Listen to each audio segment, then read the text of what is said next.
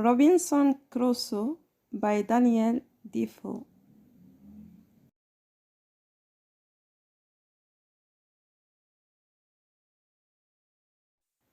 Chapter 3 and 4.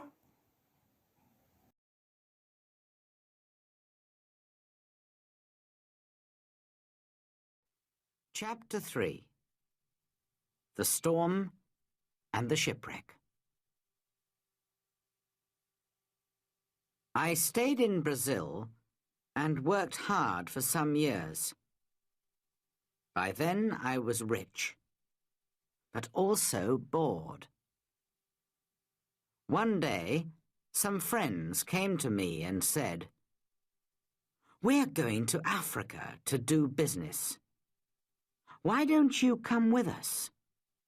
We'll all be rich after this journey." How stupid I was. I had an easy, comfortable life in Brazil, but of course I agreed.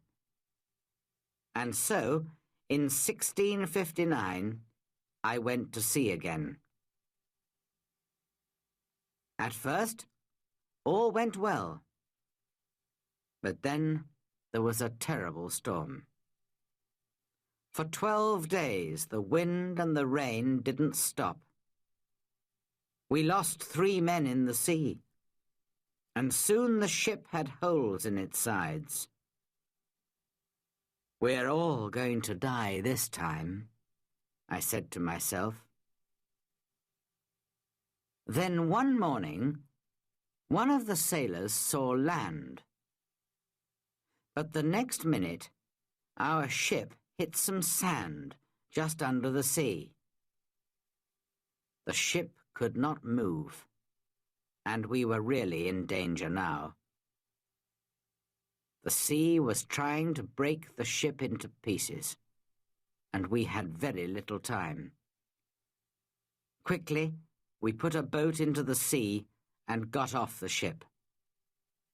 But the sea was very rough, and our little boat could not live for long in that wild water.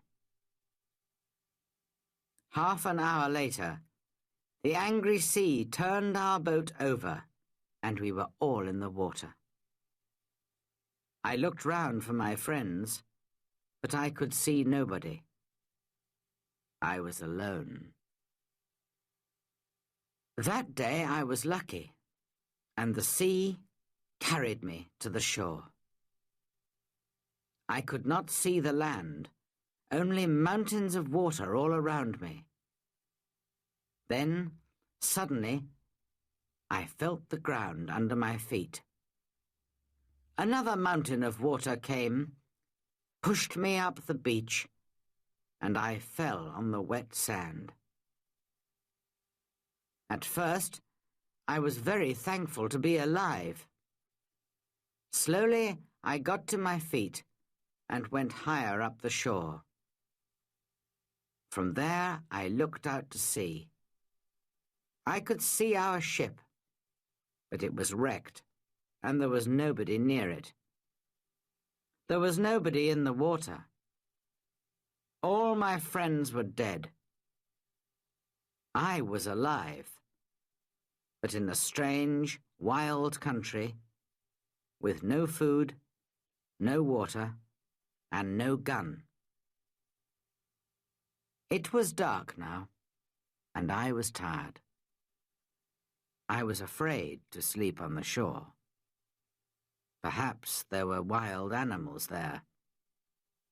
So I went up into a tree, and I stayed there all night.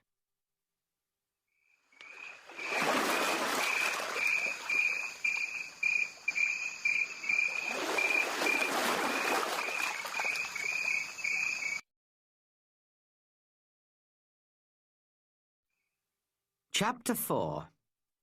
A New Life on an Island. When day came, the sea was quiet again. I looked for our ship, and to my surprise, it was still there, and still in one piece. I think I can swim to it, I said to myself. So I walked down to the sea, and before long I was at the ship and was swimming round it. But how could I get onto it? In the end, I got in through a hole in the side, but it wasn't easy.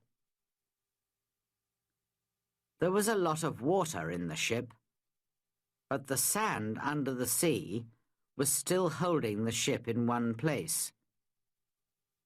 The back of the ship was high out of the water, and I was very thankful for this because all the ship's food was there.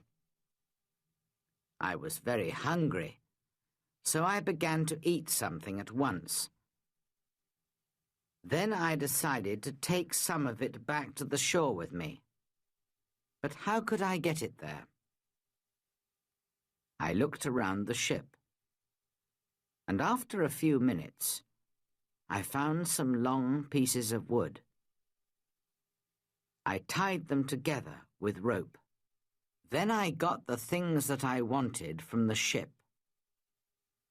There was a big box of food, rice and salted meat and hard ship's bread.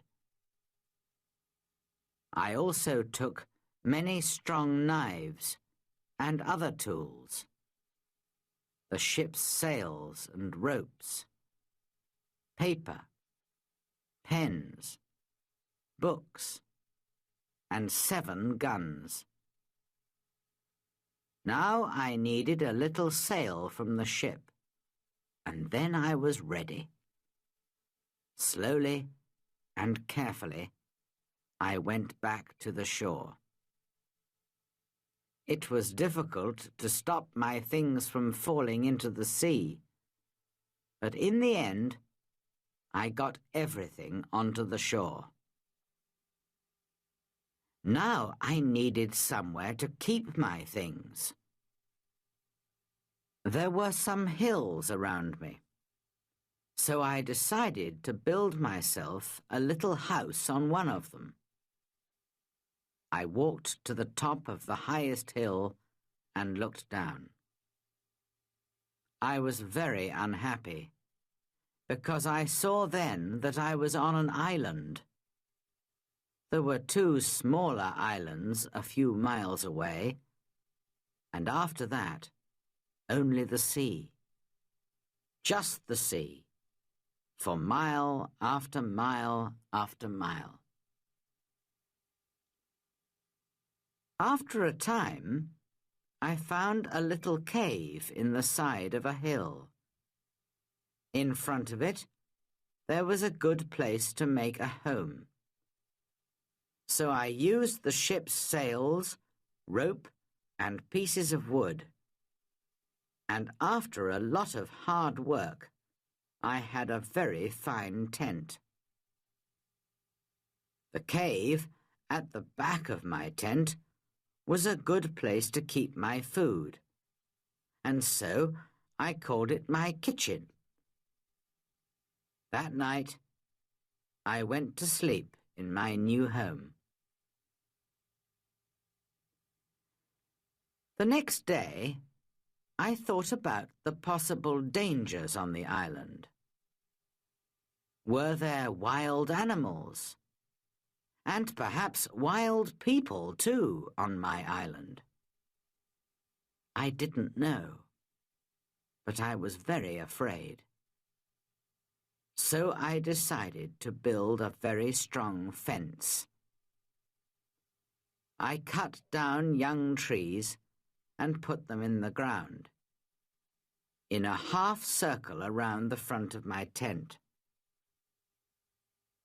I used many of the ship's ropes, too, and in the end, my fence was as strong as a stone wall. Nobody could get over it, through it, or round it. Making tents and building fences is hard work. I needed many tools to help me. So I decided to go back to the ship again and get some more things. I went back 12 times, but soon after my 12th visit, there was another terrible storm. The next morning, when I looked out to sea, there was no ship. When I saw that, I was very unhappy. Why am I alive? And why are all my friends dead? I asked myself. What will happen to me now, alone on this island without friends? How can I ever escape from it? Then I told myself that I was lucky. Lucky to be alive. Lucky to have food and tools. Lucky to be young and strong. But I knew that my island was somewhere off the coast of South America. Ships did not often come down this coast, and I said to myself, I'm going to be on this island for a long time. So, on a long piece of wood, I cut these words. I came here on the 30th of September, 1659. After that, I decided to make a cut for each day.